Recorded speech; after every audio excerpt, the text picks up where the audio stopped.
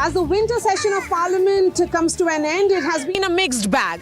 A historic discussion on constitution and also frequent disruptions. But how do MPs look at their own report card? What is their assessment of the last 6 months of the 18th Lok Sabha? I mean, the first 6 months, I should say, but the last 6 months of 2024. With me is Member of Parliament from Bhubaneswar of the BJP, Aparajita Sarangi, who also was pretty vociferous in her defense of the government on the issue of constitution. We have Malvinder Singh Kang, Lok Sabha MP of Aam Aadmi Party, and also Virendra Singh, Lok Sabha MP of the Samajwadi Party. I'm going to begin with you, Aparajita Sarangi. The issue of constitution had you speak among others of the party. Is the BJP now of the opinion that the initial blip which was there, where the numbers went down to 240, the Lok Sabha results, that came in the backdrop of course, the entire narrative around constitution. That has been countered in terms of discussion which happened, and also, you know, electorally, many would say that Maharashtra and Haryana results gave that an answer. Very good question. Now, let me tell you, Maria, there is absolutely no connection between what happened during the Lok Sabha elections and Honorable Prime Minister desiring to have 2 days constitutional debate in the Lok Sabha. In fact, let me tell you that in 2010, when Prime Minister Modi ji was the Chief Minister of Gujarat, he had organized every year on November 26 the Samvidhan Gaurav Yatra. And in course of his discussion in the Lok Sabha during the constitutional debate, he did talk about that particular story. He said at that point of time an elephant would carry the Samvidhan on its back, and I, as the Chief Minister of the state, would be walking along the elephant. Meaning thereby that Prime Minister Modi has always been trying to honor and protect the constitution. So it's nothing new that we have been upholding the importance of the constitution. Bharatiya Janata Party and the NDA, friends, all of us are together as far as constitution is concerned. As far as the importance, the role played by Dr. B.R. Ambedkar is concerned, we are extremely grateful to Dr. B.R. Ambedkar and other members of the Constituent Assembly, and we know for sure that this living document, the Constitution, which I love to call the lighthouse, a beacon in stormy waters, has been guiding the world's largest democracy for the past 75 years. Yes, and as far as if I can put in 30 seconds more, as far as last 6 months is concerned, that's what you wanted to know. Let me tell you that we are here with tremendous optimism, and the rest 4.5 years we would be toiling very hard, and Maharashtra and Haryana results had come, you know very well. We had the constitution debate, and of course, one nation, one election bill has been sent to the JPC. So we are completely on top of things. Mr. Kang, BJP of course is wanting to patch its back as they should be. But the fact is that, what do you think? Have the regional parties like AAP, smaller parties, Samajwadi Party, regional parties, now their constant complaint is that, you know, BJP, Congress on their own issues each keep disturbing the house. आपको मिला enough time, आपको लगता है you got enough time कि you could represent what you wanted to say in the house, the issues of people of Punjab, could you bring them to fore, and the issues that are important from the Aam Aadmi Party's point of view? Thank you. First of all, I am not satisfied in the last 20 days session. It's a very unfortunate. The people of our constituency, a lot of उनको बड़ी उम्मीद रहती है हम लोगों से, but उम्मीद के साथ आप कुछ उनके भेज yeah, exactly. I am a first-timer member of parliament, but the working of the house is not satisfactory, not the appropriate. You can see 15 days there no work in the house, and now Modi साहब government एक bill लेके आए, one nation one election. इससे against the basic structure of federal structure, इससे against the spirit of our constitution, and our constitution, given the spirit, is our society should be socialist, secular and democratic, but working of the our government all against the spirit of constitution. You can't say it's a socialist society. 13 lakh crore rupees write-off by the government to the corporate sector, but the farmer are on agitation. Today is the 23rd day of Jagjit Singh Dallewal, who is a farmer leader. Last 5 decades, he is on hunger strike. Till today, no government appointee, no any ministerial level person who किसी ने बात तक अभी तक नहीं की। वीरेंद्र सिंह जी, 18वीं लोकसभा में आप लोगों की संख्या काफी ज्यादा है समाजवादी पार्टी की, और इस बार ये दिखा कि जो इंडिया ब्लॉक है वो एक साथ इश्यूज पर नहीं थी। बहुत सारे इश्यूज ऐसे थे जो सपा को लगता था कि संबल मामला उठे, तृणमूल कांग्रेस बंगाल की बात करना चाहती थी। तो आपको ये लगता है कि जो इशू हैं वो लोकल इश्यूज जो आप लोग एक सेंटिमेंट्स रेस करना चाहते थे वो आप कर पाए? हम लगातार उत्तर प्रदेश के विधानसभा में भी रह करके उसकी कार्यशैली को देखे। मैं पहली बार चुन करके अपने क्षेत्र से सांसद होकर के आया हूं और बड़ी उत्सुकता थी कि संसद का काम विधानसभा से क्वालिटी वाइज बहुत अच्छा होगा, वहाँ मुद्दों को उठाने का अवसर मिलेगा, जन समस्याओं को उठाने के लिए हम उस प्लेटफॉर्म का ऐसा उपयोग करेंगे कि जिस पर चल करके उनकी कठिनाइयों को हम दूर कर पाएंगे। जो लोकल हमारे मुद्दे हैं, जो हमारा संविधान है, जो हमने पढ़ा है, जो हमने देखा है, जो हमने सीखा है, उन चीज़ों को हम अपने क्षेत्र, अपने प्रदेश और देश में लागू कराने का काम करेंगे। लेकिन इतने दिनों से लोकसभा चल रही है, मुझे अफसोस हो रहा है इस बात को लेकर के कि जब भी हम अपने क्षेत्र के या अपने प्रदेश के मुद्दों को उठाना चाहते हैं, जो महत्वपूर्ण मुद्दे हैं, जो जनता से जुड़ी हुई मुद्दे हैं, जो किसानों से जुड़ी हुई मुद्दे हैं, बुनकरों की समस्याएं हैं, प्लस साथ ही साथ किसानों को लेकर के जो कठिनाइयां आज के डेट में हैं, उन मुद्दों को लेकर के जब हम नोटिस देते हैं और माननीय अध्यक्ष जी से अनुरोध करते हैं कि हमें थोड़ा टाइम दीजिए ताकि हम अपनी बात रख सकें, लेकिन मैंने ये देखा कि हमने अपनी बात भी शुरू नहीं की। उन मुद्दों को हमारे अध्यक्ष जी सुने भी नहीं, लेकिन लोकसभा को उन्होंने एडजर्न कर देते थे 12 बजे तक या 2 बजे तक के लिए। तो ये क्या प्लेटफॉर्म है, ये कौन सा प्लेटफॉर्म है कि हम जनता की बात नहीं कर सकते? वो कौन सा प्लेटफॉर्म है जो हम किसानों के दर्द को उठा नहीं सकते? जो कौन सा प्लेटफॉर्म है जो नौजवान आज नौकरी के लिए तरस रहा है उसकी मांग नहीं कर सकते? खाद का मुद्दा ज्वलंत है, पानी का मुद्दा ज्वलंत है, और ऐसे जो गांव में रहने वाले लोगों को कठिनाई का सामना कर रहे हैं, सड़कें खराब हैं, स्वास्थ्य व्यवस्था। तो आपको लगता है कि कांग्रेस को भी आपके जो मुद्दे हैं उस पर कांग्रेस का साथ देना चाहिए था? मैं तो सबसे पहले सरकार से ये चाहूँगा कि जब हम मुद्दे उठाते हैं तो हमारी बात को वो सुने, या मुझे कोई प्लेटफॉर्म बताए या कोई नियम बताए अपराजिता, कि उस नियम के तहत हम उन मुद्दों को उठाएं। Okay. Aparajita, the government of the day, of course, in the Business Advisory Committee, you have MPs from all political parties, but it is invariably the Treasury benches which sets the agenda.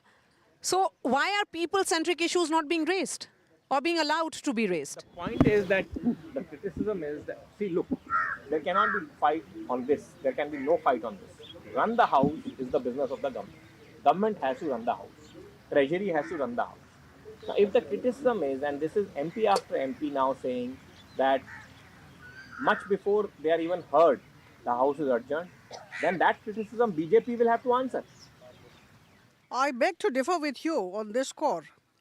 The responsibility of running the parliament rests on the shoulders of both the ruling party and all the opposition parties. It's a collective responsibility. I'll give you an example. Today, I went to the Lok Sabha, I heard it was adjourned till 2 o'clock. 2 p.m. I go again, it is adjourned. And the reason I wanted to know, the reason given to me was the Congress led by the Congress, the opposition parties actually had staged a dharna in the morning against the statements made by Sri Amit Shah ji in the Rajya Sabha today while he was delivering his address on the Constitution of India.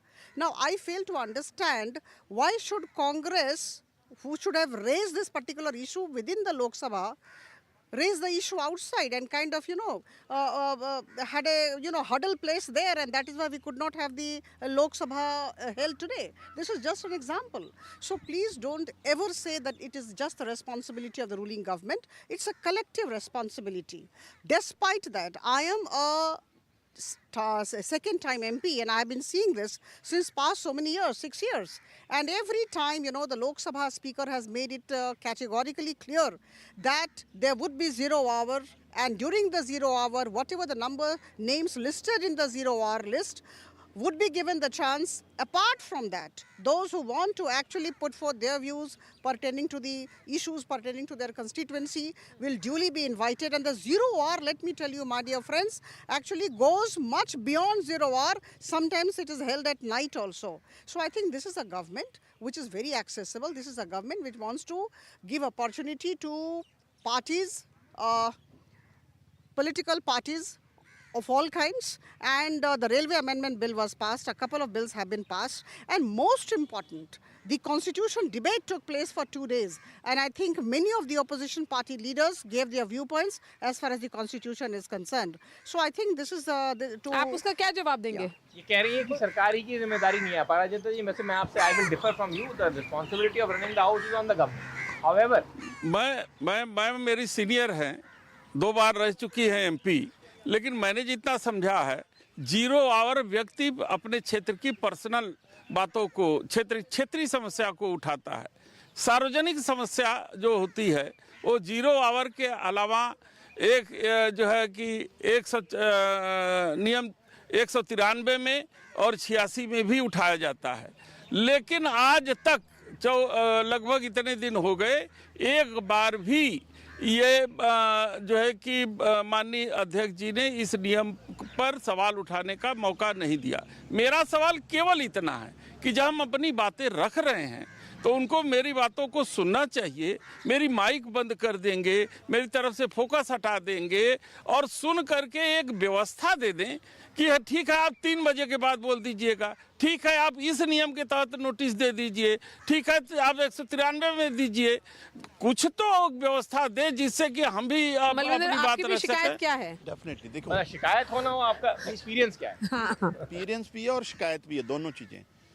संविधान पे बहस हो और floor of the house honourable home minister कहें Ambedkar who created, जिन्होंने हमको संविधान दिया है, हु मेड फॉर अस, जिन्होंने एम्पावर किया है सोसाइटी को संविधान के, और उनके बारे में इस तरीके से अपशब्द home minister, honourable home minister बोलें तो आप बताइए कहाँ गंभीरता है सरकार की संविधान के प्रति।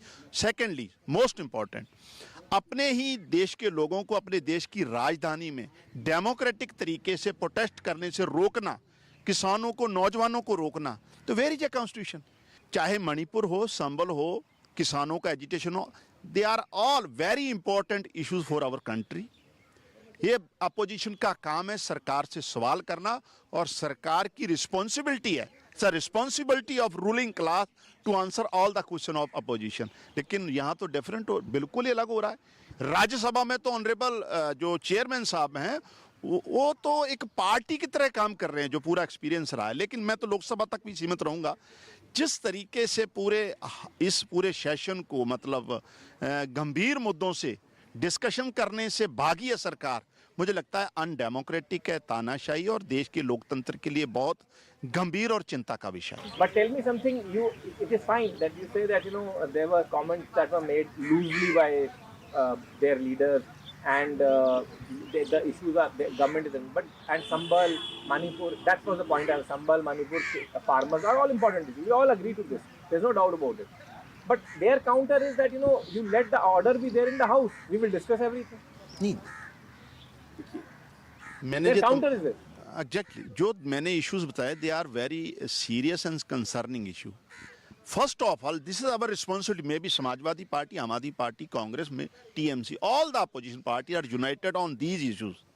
कि इन पे आप जवाब नहीं देंगे। 1.5 साल से वहाँ जिस तरीके से बच्चियों के साथ मणिपुर में हुआ है, जो लोगों के कत्लेआम हो रहा है, तो सवाल नहीं, अगर सवाल का जवाब सरकार नहीं देगी तो कहाँ। He is the highest body of our country. Parliament जिसको हम कहते हैं देश की सबसे बड़ी पंचायत है, और 20-20 लोग हमको चुन के भेजते हैं। तो मुझे लगता है चाहे इकोनॉमी का इशू है, फॉरेन पॉलिसी का इशू है, भाईचारे का, because the concept of constitution जो हमारे देश का कंसेप्ट है वो उसमें सेकुलर एक धारणा है, लेकिन उस सेकुलर धारणा के विपरीत सरकार ही काम करेगी तो who protect the constitution. Okay, you know, Aprajita, one of the unfortunate highlights of this session has been also that for the first time in 7 decades, to be specific 72 years, of the history of Rajya Sabha, you have notice for removal of the chairman of the Rajya Sabha. Never before it has happened in the history. Infamy in making in that. Yes. So, you know, and what is becoming clear is that in this politics of confrontation, almost no trust between the treasury benches and opposition, it's these bipartisan chairs which are now caught in the crossfire. See, what kind of spectacles you use to look at the world is dependent on you. To every action of Prime Minister Modi, there is an equal and negative reaction from the opposition. This is extremely unfortunate. In fact, whatever government has been doing, it is with great intent and for the welfare of the people. Now you look at the last 10 years, and this year also, 11th year we are into with Prime Minister Modi. It is his 3rd term. And I tell you, लोकतंत्र में लोकमत सर्वाधिक महत्वपूर्ण होता है. And every time in every election, अपाराजिता जी ये कहेंगे ना, लोकमत हमारे पास भी है। Please let me tell you, लोकतंत्र में लोकमत सर्वाधिक महत्वपूर्ण होता है, and that is why one after the other every election Prime Minister Modi ji is getting the blessings of people. Maharashtra election was a very difficult election. Haryana election was a difficult election. लेकिन लोकसभा में 240 पर भी तो आप लोग आए. I fully understand, but we are This is the same you know, Janta which has created opposition also. We are a party with a difference. See, we look at ourselves, we go for self-analysis, and after the Lok Sabha elections, we did go for self-analysis. We do our work with a lot of seriousness, we do a lot of homework, and we are improving our score, you can see. And every time you have to look at the scoreboard. This is one part of democracy, but it is not confined to electoral politics. We have to talk of real governance issues. The one nation, one election thing came. And I was listening very impartially, in a very impassioned manner, to the debates of the opposition party leaders. And very unfortunate. In fact, nobody had the content, nobody had the facts with them, nobody had the arguments to counter the government stand. This is also, you know, the wet is not there. The seriousness is not there. They are not one. Is India one? India is fine, but is there an alliance? So I think many of the cracks are now visible in India alliance. This is one.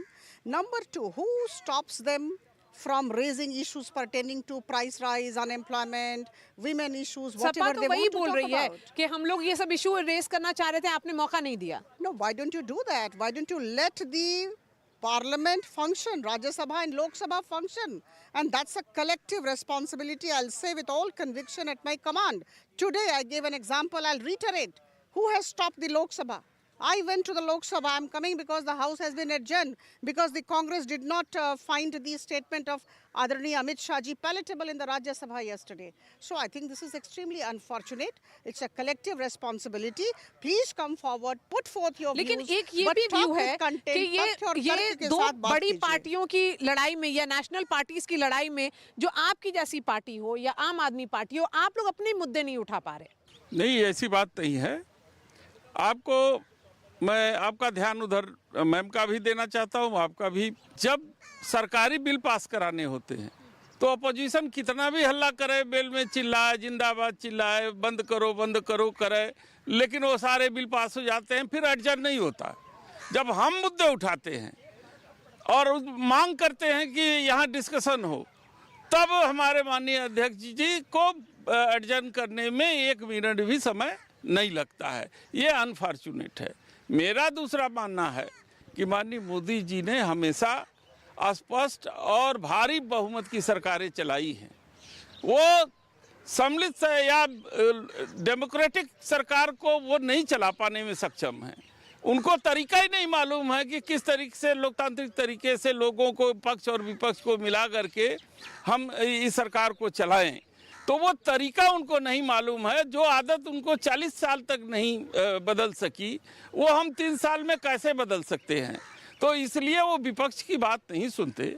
आपने अभी देखा कि one nation one election की मुद्दे पर जब उन्होंने विपक्ष को पता ही नहीं है कि ये किस तरीके से आएगा, क्या जो है कि प्रदेशों के सरकार के कार्यकाल का जो 172 में उसको अधिकार प्राप्त है कार्यकाल का प्रदेश की सरकारों को, उसको कैसे कम करेंगे?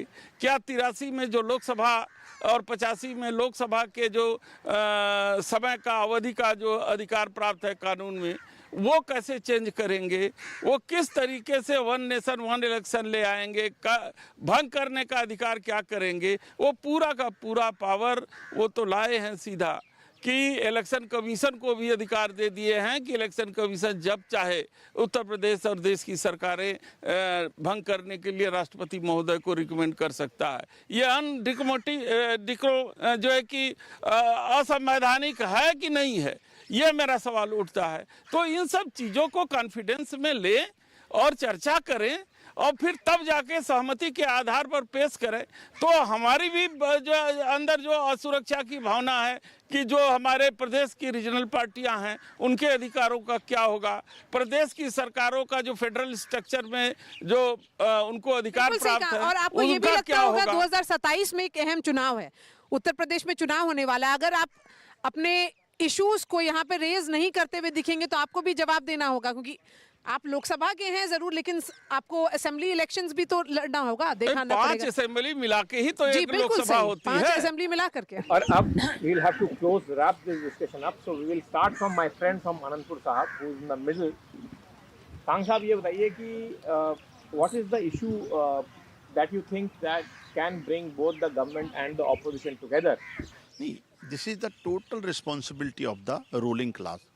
I quote Honorable Sushma Swaraj. She said कि हाउस को ना चलने देना भी एक डेमोक्रेटिक पद्धति है। ये सुषमा जी, ऑनरेबल सुषमा जी ने कहा था।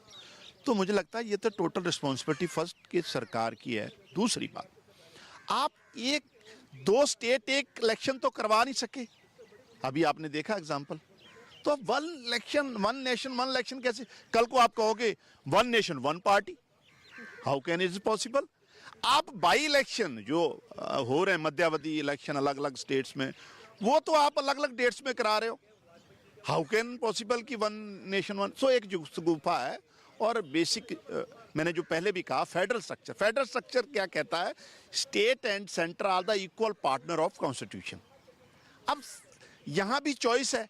मोदी जी को जहां लगता है डबल इंजन की सरकार है, वहां तो फंड दिया जा रहा है। पंजाब में आम आदमी पार्टी की सरकार है, हमारा आरडीएफ ही रोक लिया 2 साल से। तो this is a discrimination and anti federal सोच जो है। मोदी जी कोऑपरेटिव फेडरलिज्म की बात तो करते हैं, बट पूरी वर्किंग बीजेपी की है वो एंटी फेडरल है। पूरे 10 साल की आप कारगुजारी देखेंगे तो। मैं आम आदमी पार्टी के अपने साथी से सहमत हूँ और उसमें उत्तर प्रदेश का उदाहरण देना चाहता हूँ कि उत्तर प्रदेश में 10 स्थानों पर बाई इलेक्शन होने, 1 पे रोक दिया, 1 को रोक करके 9 पे कराया और 9 पे किस तरीके से इलेक्शन हुआ उसकी चर्चा हम सदन में करना चाहते थे, नहीं करने दिया। वो बात आनी चाहिए कि किस तरीके से इलेक्शन हुआ। तो जो लोक से तंत्र का इस्तेमाल कर दिया गया, लोग गायब कर दिया गया है और आज वही स्थिति आ रही है कि भारतीय जनता पार्टी तंत्र का इस्तेमाल करके सारे राज्यों में वो अपनी सरकार स्थापित करना चाहती है। ये फेडरल स्ट्रक्चर इस पूरे देश का रहा है जो भौगोलिक, आर्थिक, सांस्कृतिक आधार पर प्रदेशों का गठन हुआ है और उनकी आवश्यकताओं के अनुसार प्रदेश को अधिकार दिए गए हैं, उनको कार्य करने की शक्ति दी गई है। ये कैसे संभव है कि वो सारी चीज़ें जो है सिमट करके एक जगह आ जाए और एक स्थान से गवर्न हो, जहाँ पर हम पावर का जो है विकेंद्रीकरण करना चाहते हैं, काम को ज़मीनी स्तर तक ले जाने के लिए, और पावर को हम सेंट्रलाइज करने की बात कर रहे हैं, वो चीज़ें व्यवहारिक रूप से कैसे जो है कि ठीक हो सकती है। अभी आपने देखा कि दिल्ली की सरकार तो है, लेकिन वो एक कांस्टेबल का भी ट्रांसफ़र करने का अधिकार उसको नहीं है। तो क्या इसी तरीके से सरकार चाहते हैं सभी प्रदेशों का? क्या पूरा पावर अपनी मुट्ठी में रखना चाहते हैं? ये तानाशाही की तरफ इंगित नहीं करता, ये फेडरल स्ट्रक्चर को ख़त्म करने की बात नहीं करता। Aparna Jayatri, final words to you before we wrap up. बहुत स्पष्टता के साथ कहना चाहूंगी कि देश हित और जनहित आदरणीय प्रधानमंत्री मोदी जी की सरकार का एकमात्र लक्ष्य है। और जहां तक फेडरल स्ट्रक्चर का सवाल है, विकेंद्रीकरण का सवाल है, तर्क वितर्क नहीं होने का सवाल है, मैं बहुत विनम्रता के साथ कहना चाहती हूँ। 2 उदाहरण दूंगी। वक्फ अमेंडमेंट बिल 2024 ये जब आया, और अभी जो 1 नेशन 1 इलेक्शन बिल आया, 129th amendment of the constitution आया, मैं आपको बता दूं कि ये इंट्रोडक्शन स्टेज में था कल। तो इस पर भी सारे ऑपोजिशन पार्टीज हो, रूलिंग पार्टी हो, सबने जो प्रतिनिधिगण हैं उन्होंने अपनी अपनी बातें रखी, पक्ष में या विपक्ष में, समर्थन में या विरोध में। याद रखें, 1 नेशन 1 इलेक्शन के लिए एक्स प्रेसिडेंट कोविंद जी की अध्यक्षता में एक कमेटी हुई थी। 191 दिन इस कमेटी ने काम किया है।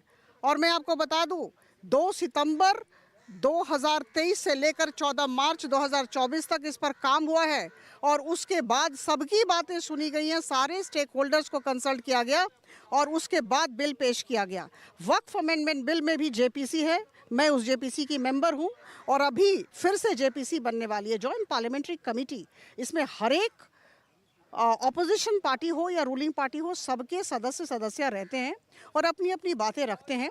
जब यह बिल एक शेप ले लेगा, तब इसे फिर से लोकसभा में लाया जाएगा और राज्यसभा में लाया जाएगा, बात विवाद होगा। But Ms. Sarangi, the reason why the government has decided to move,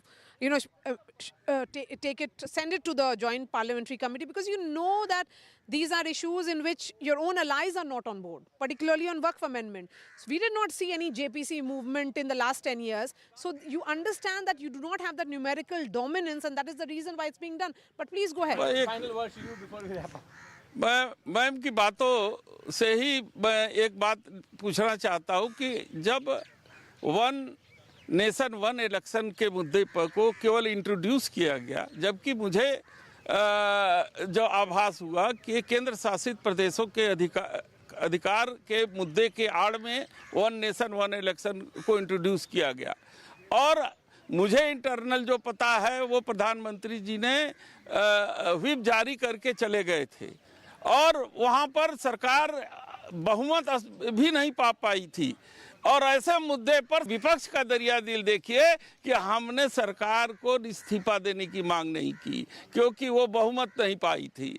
लेकिन फिर भी हमने इतना जरूर रखा है कि अगर ये जॉइंट पार्लियामेंट्री कमेटी में जाती है तो डिस्कशन हो, और डिस्कशन होने के बाद जब फाइनल मैदान में आएगी तब 2-2 हाथ हो जाएंगे, पता चल जाएगा कि कौन कितने पानी में। और इवन बीजेपी के भी 20 MPs ने हमारा साथ दिया, वो एब्सेंट रहे हाउस से। On that final note, at least we all have a laughter on our faces, and the hope is that the spirit of collegiality, friendship, camaraderie is more reflected in the people's house, so that it can become more productive. I thank you all, gentlemen, ladies and gentlemen, for joining us on NDTV. धन्यवाद, नमस्कार।